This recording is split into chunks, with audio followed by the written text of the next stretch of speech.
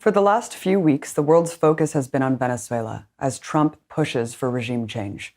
Almost every media outlet paints the same picture, that Venezuela is a brutal dictatorship and a starving nation, one that demands intervention, and that they finally have a solution to the crisis, a legitimate claim to power by an opposition politician, Juan Guaido. As civil society collapses, America confronts the socialist dictatorship. Maduro stole the previous election. He locked up and he tortured anyone trying to unseat him. There's no toilet paper some days in Caracas. They're eating zoo animals. What happened? Well, you know what happened. They implemented socialism. The eyes of the revolution are everywhere. President Maduro's militia still trying to keep the people in line. Guaido is investing in the people, whereas Nicolas Maduro is investing in the army. So this is a neighborhood Juan Guaido feels safe in. This is one of the wealthier neighborhoods of Caracas. Despite the faux dissent against Trump's domestic policies, the corporate media has lined up to support his coup in Venezuela. Tech giants like Facebook and Twitter are doing their part to shape the narrative too, recently removing 2,000 accounts for spreading pro-Maduro messaging to, quote, influence people. Would you personally negotiate with Nicolas Maduro to convince him to exit? Well, he has requested a meeting, and I've turned it down because we're very far along in the process. Trump has said a military option is on the table, with coup leader Juan Guaido suggesting he will request it. People don't recognize that Hezbollah has active cells. The Iranians are impacting the people of Venezuela. We have an obligation to take down that risk for America. All options are on the table. All options are on the table. All options are on the table. The United States now looks forward to watching each corner of the triangle fall, in Havana, in Caracas, in Managua. The days of socialism and communism are numbered. Libertad, libertad, libertad. Their latest cynical stunt is weaponizing aid to hold Maduro's government hostage. In the latest war escalation, the U.S. announced the delivery of so-called aid via military aircraft to the border. It's an abomination to humanity to stop basic necessities and goods from entering your country to help your own people. Is there any concern that something like this would provoke him from doing something even more drastic? What happens if he doesn't let that aid through? Well, look, the aid is going to get through. And I think ultimately the question is whether it gets through in a way that he's cooperative with or in a way that he's not. From Iraq to Libya to Venezuela, what usually preempts U.S. military intervention is the pretext of a humanitarian crisis. And right now, pretty much everyone speaks with authority about the fact that there is a human rights crisis caused by the Maduro government. What is surprisingly absent from the discourse is testimony from the human rights investigator designated by the UN to assess said crisis. Alfred de Zayas was the first UN investigator to go to Venezuela in 21 years. He has written 13 reports for the UN Human Rights Council, but his report on Venezuela was largely ignored. I spoke with Alfred to find out why. If you know a humanitarian crisis in Gaza and in Yemen, and in Syria, and in Sudan, and in Somalia, you wouldn't say there is a humanitarian crisis in Venezuela.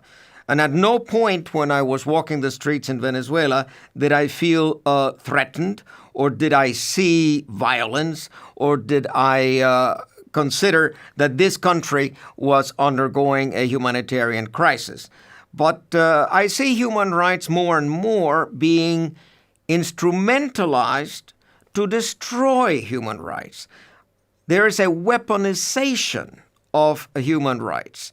I see the rule of law being instrumentalized to destroy the rule of law, and unfortunately, the complicity of the mainstream media.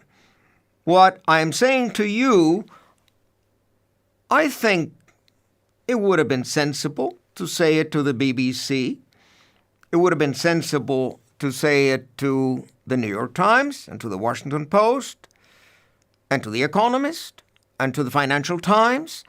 But at no time since I returned from Venezuela and since my report was officially presented to the Human Rights Council have I been approached by any of these organs who actually have a responsibility vis-a-vis you and vis-a-vis me and vis-a-vis the people of the United States to inform. You know, many people will say the crisis cannot be blamed on the sanctions, of course, that sanctions are being used as a scapegoat for Maduro's economic failures. Alfred, talk about the impacts of the sanctions thus far and the new sanctions that were just implemented on the state oil company. What is particularly Machiavellian, what is particularly cynical, is to cause an economic crisis that threatens to become a humanitarian crisis. That's what the United States has done through the financial blockade, through the sanctions, and then to say, oh, we're going to offer you humanitarian help. We're sending so and so many tons of humanitarian assistance through U.S. aid. We're sending it to Colombia, and we're going to deliver it. Now, I think that here Juan Guaidó is being shall we say, the jockey. He is riding on the Trojan horse of the United States. But the solution of the problem is much easier than the Band-Aid of sending some packages of food or of medicine. The solution is in my report. What I told the Human Rights Council is that the financial blockade has had extremely adverse human rights impacts. Obviously, the origin of the current economic crisis is in the fall, the dramatic fall in the price of oil. But normally, you would be able to fix that. A country as wealthy as Venezuela should have been able to borrow money on its enormous natural resources and then would have been able to buy and sell like anybody else. But no, the United States has made sure that because of the threat of enormous penalties to the U.S. Treasury, the banks have been closing the accounts of the Venezuelan government and of the Petróleos of Venezuela. Already in July 2017, Citibank unexpectedly decided, without prior notice and arbitrarily, to close the bank accounts of the Central Bank of Venezuela and the Bank of Venezuela in November 2017. Citibank blocked the transfer for a shipment of more than 300,000 doses of insulin.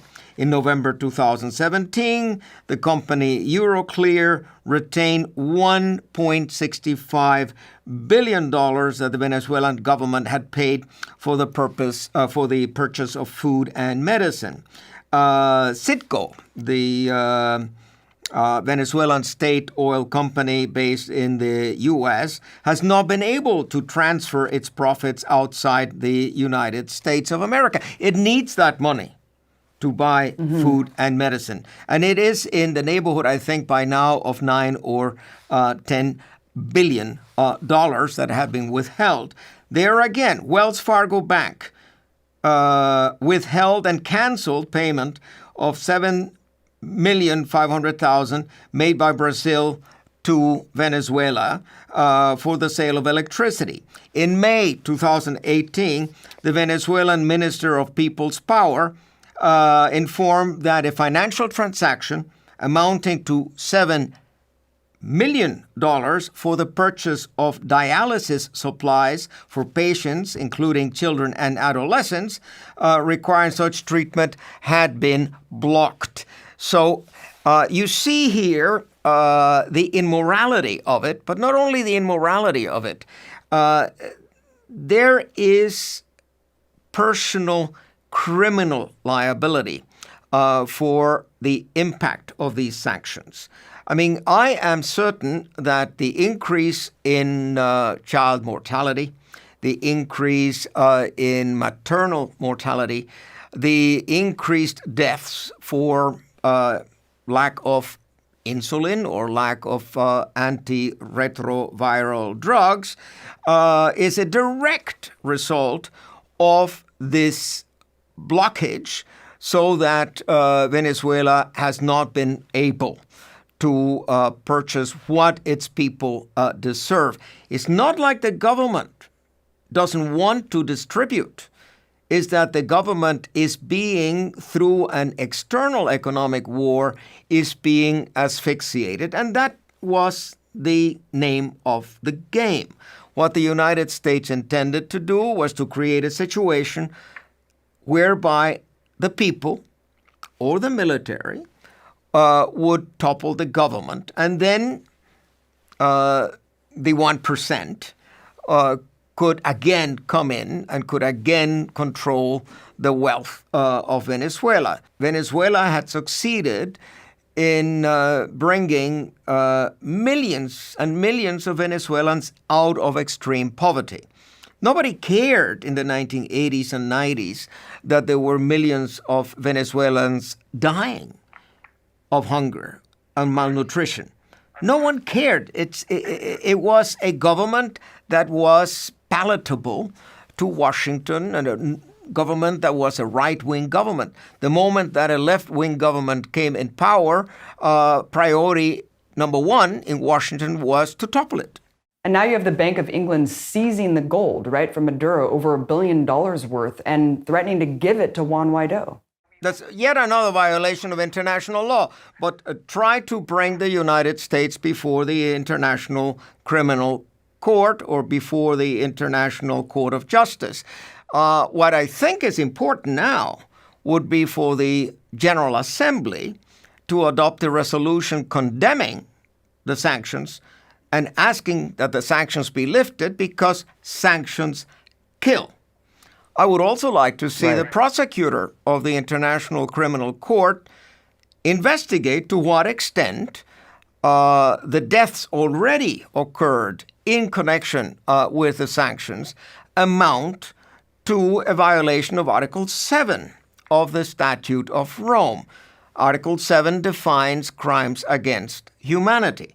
Now, when you deliberately impose sanctions and financial blockades and an economic war that asphyxiates a country's economy and thereby make it very difficult for that country to provide the necessary food and medicines to its population, and as a consequence, thousands of people die, you have a case of crime against humanity. But the narrative in the mainstream press completely ignores it. When they refer to a humanitarian crisis, they put the entire fault on the government, and they say, well, socialism is a proven failure. Socialism will never work. Therefore, you have to have regime change. Juan Guaido swore himself in and was backed by the rest of the free world. And he has been recognized as such by the rational half of the world. Now a long list of countries joining the U.S. supporting Guaido. The sea of yellow you see there now recognizes the opposition leader, Juan Guaido. This coup is painted as legitimate by the media and political establishment because of the international support from major U.S. allies in Europe and Latin America. But let's take a quick look around the world to see what that support really looks like. As usual, the African continent is erased from the dialogue. There, 51 countries recognize Maduro. Only one, Morocco, recognizes Guaido. Then there's Asia and Oceania, where again, only Australia recognizes Guaido. The other 33 nations recognize Maduro. Moving on to the Middle East, where staunch U.S. ally Israel is the only country to recognize Guaido. The rest in the region continue to support Maduro's presidency. Next, the Americas and the Caribbean. Despite 17 countries across the continent recognizing Guaido, 19 countries still support Maduro. While the majority of U.S. allied Latin American powers back Guaido, in the Caribbean, the Bahamas is the only nation to do so. Lastly, there's Europe. Powers like France, Britain, and Germany have united behind the U.S. to support their puppet in Venezuela. Even so, stark opposition to this coup exists within Europe, including Italy, Greece, Norway, Switzerland, and the Vatican. So by international community, they really just mean a minority led by the white, imperialist, and colonizer nations.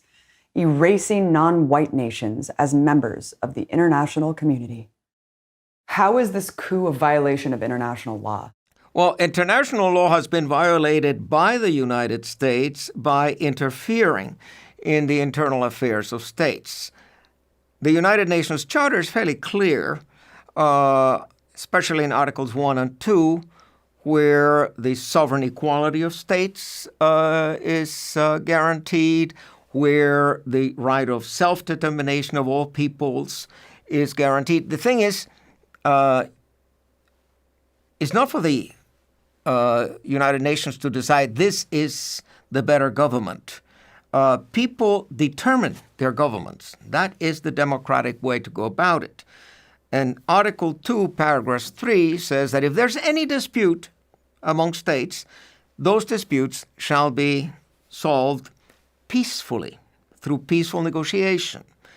And then Article 2, Paragraph 4 prohibits not only the use of force, but the threat of the use of force. And Trump has been saying again and again that the military option is on the table. Well, the military option is a major violation of international law. The corporate media has dutifully parroted the Pentagon line that a guy who 80% of Venezuelans had never heard of before was a legitimate leader seeking to restore democracy. So who is Juan Guaido, the lucky 35-year-old man just anointed king? Well, before this coup attempt, Guaido was much better known in elite U.S. circles than he was in his home country of Venezuela.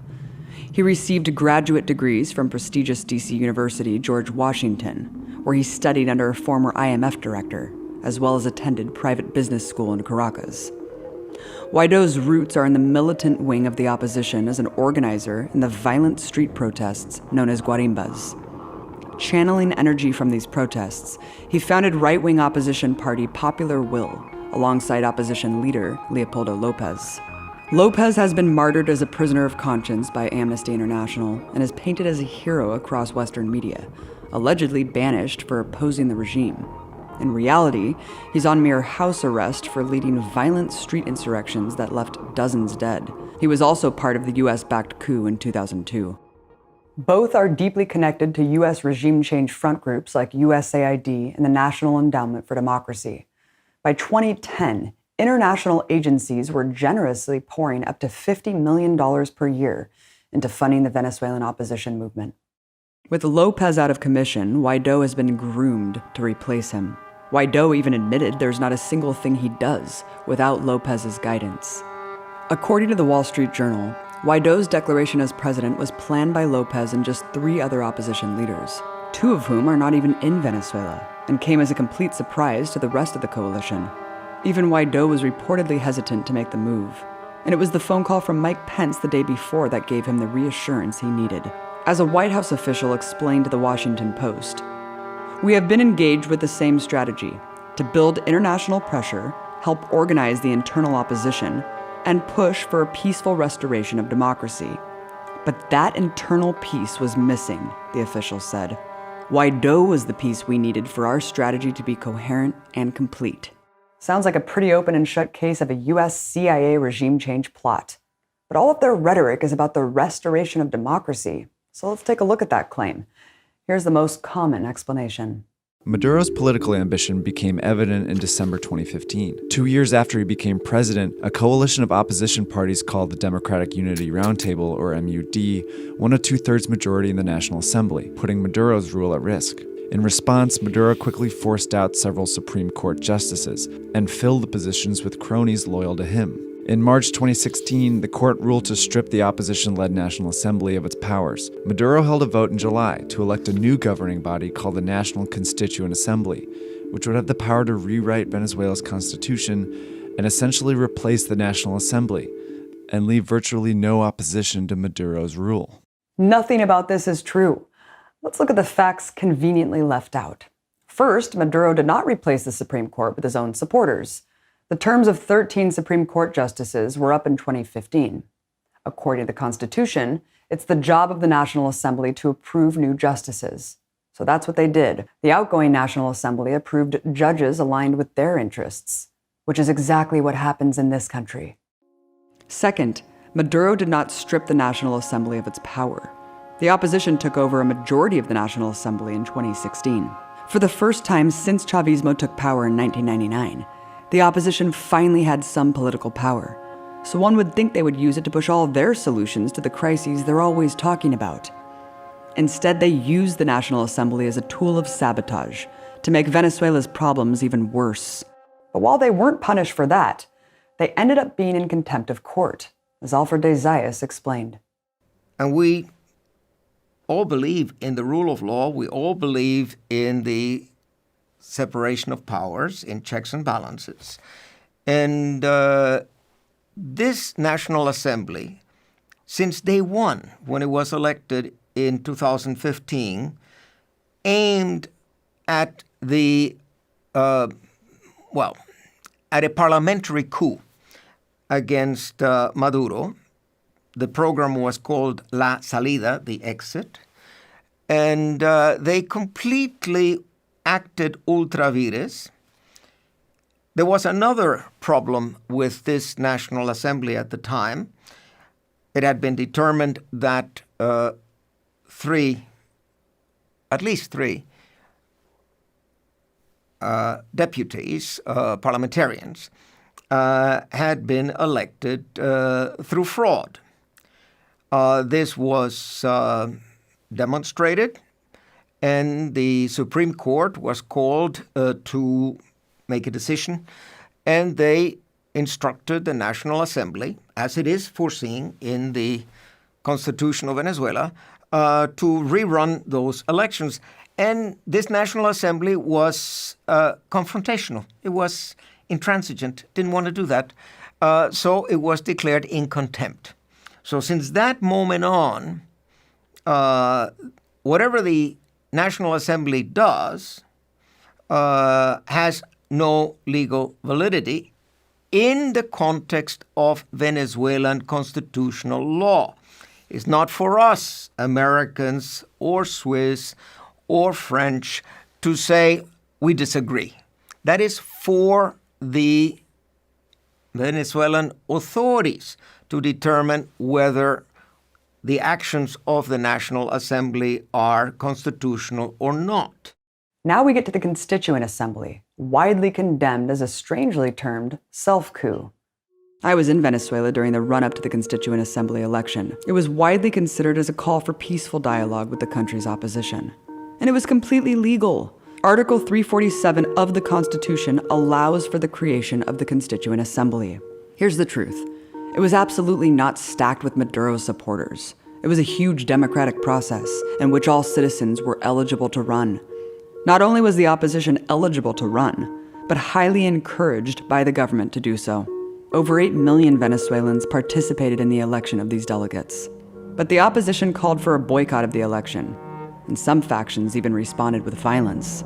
At least 2 Chavista candidates were assassinated by opposition militants. And on election day, around 200 polling places were violently attacked to intimidate voters, leading to around 10 deaths. Yes, the Constituent Assembly is now full of socialists, but only because they were the only ones who participated and were democratically elected by millions. Whether or not you agree with all of these actions, one thing is irrefutable. They are all legal according to the Constitution, written, developed, and voted on by the entire Venezuelan population. I'm not telling you that you have to like the Socialist Party. I'm just saying that you should respect the Venezuelan Constitution. The basis of Guaido's legitimacy is that there's no democracy. Therefore, the sitting president is illegitimate. The funny thing is, the opposition officials making that case got their seats in office through the same election system they've always said is rigged. So every election is stolen except when they win. The fact is, Venezuela's voting system has more checks and verifications than most countries. A system of voter cards, fingerprints, and more make fraud near impossible. Every vote can be audited and verified, as they often are. Their elections are also heavily monitored by independent international observers. Surprisingly, it was the opposition who asked the UN to not send observers to the 2018 election, which could have proved alleged voter fraud. The opposition could have actually won that election, but instead they boycotted it. Nobody should run, and nobody should vote. When opposition leader Henry Falcone disrupted the plan and filed his candidacy, the MUD opposition coalition expelled him, and the White House threatened to sanction him if he didn't drop out. In the end, Maduro won with 6.2 million votes, which is 31% of eligible voters. This is the same percentage Barack Obama won in the 2008 election. Not only that, but the elections were verified by 4 different international organizations with observers from over a dozen countries. One of those observers is the former Spanish Prime Minister, José Luis Rodríguez Zapatero, who said, "I do not have any doubt about the voting process. It is an advanced, automated voting system." But since the opposition still deems it unfair, they're now invoking Article 233 of the Constitution, saying if Maduro wasn't really elected, there's a vacuum of power that puts them in charge.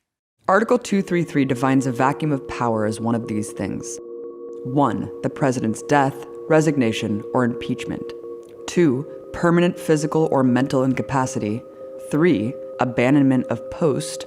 Or 4. A recall election. Maduro fits none of those definitions. But even if he did, Article 233 clearly states that it's the vice president, not the National Assembly president, who would replace him. The entire thing is a concoction that's easily debunked. Also, the urgency of regime change by Washington and Guaido is masked in the notion that Maduro's security forces are crushing dissent and wantonly executing peaceful protesters. After Guaido declared himself president, he called for huge rallies in the streets of Caracas. Hundreds of thousands, as far as the eye could see, heeded that call. These happened entirely peacefully and with no government interference, like I saw firsthand in 2017.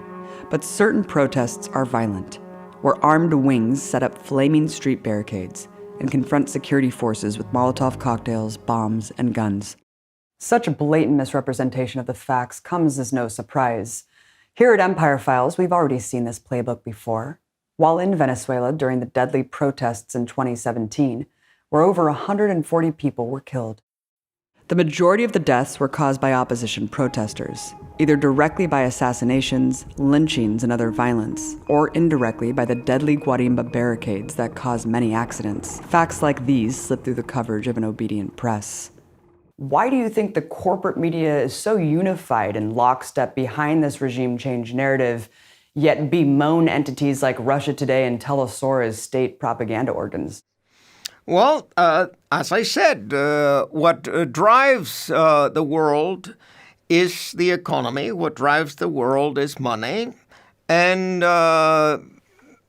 the corporate moguls who control and own the press have an interest in having a world composed of the 1% that will rule everything and administer everything for our own good, or so they claim. And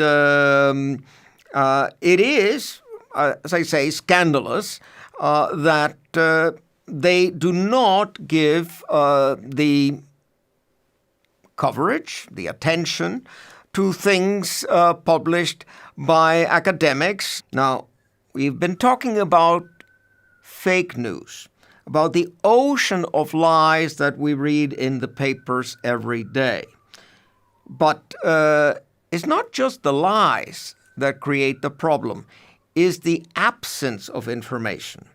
When a whole dimension is suppressed and you do not hear anything about other points of view, sooner or later you accept the narrative that yes, there is a humanitarian crisis, ergo you need a humanitarian intervention, and if Maduro doesn't leave by his own free will, it'll be necessary to topple him.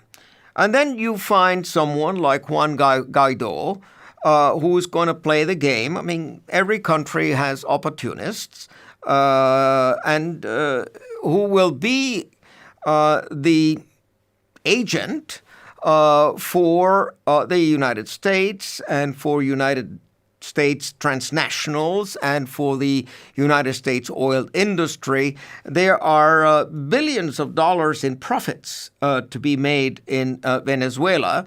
And thus far, the profits have been used to satisfy the social needs of the Venezuelan people. That, of course, is likely to end if this coup is successful. I mean, if you want to have a coup d'etat in Venezuela, say so. You want a coup d'etat because you want American business to move in and to take the profits. That's where it's at. But it's not a question that you sympathize with the poor, suffering Venezuelan people when it is the United States that is causing that suffering.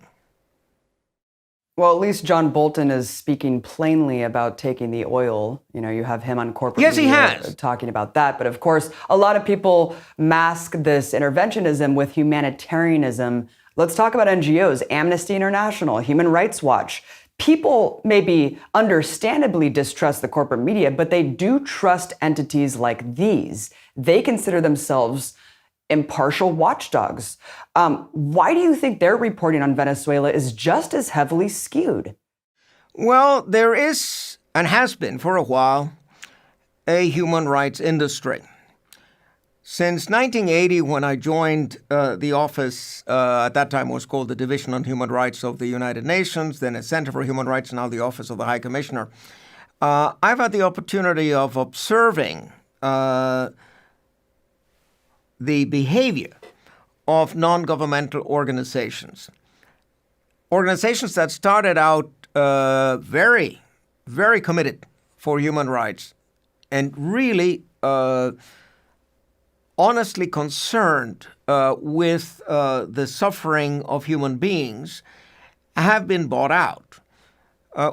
The donors essentially set the music. I am so disappointed with many of these non-governmental organizations because I know, for instance, that individuals, civil society, non-governmental organizations in Venezuela, they have produced reports and they have made these reports available to Amnesty International and to Human Rights Watch, and of course to the Office of the High Commissioner for Human Rights. I've used these reports in my own report. I took them seriously.